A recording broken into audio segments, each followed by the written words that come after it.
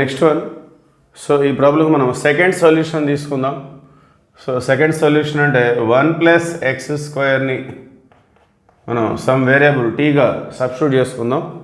So put 1+x² = t.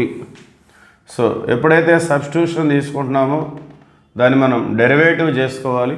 So derivative of 1 0, derivative of x² means 2x, derivative of t with respect to x means dt/dx.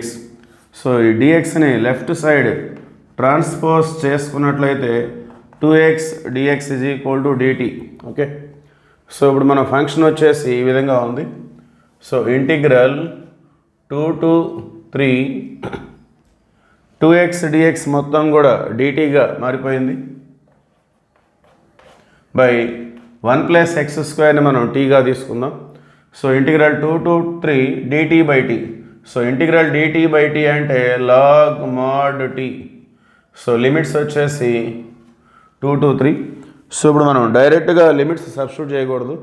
ఇవి function అనేది ఎక్స్లలో ఉన్నప్పుడు limits. So మనం function ఎక్స్లలో ఉంటేనే ఈ limits మనం substitute చేసుకోవాలి. So that means you can write the value of t here log 1+x². Okay. So ఇవి t limits కావు, ఇవి x లిమిట్స్. సో మనం లిమిట్స్ని చేంజ్ చేసుకోలేదు, ఇలా కూడా చేయొచ్చు.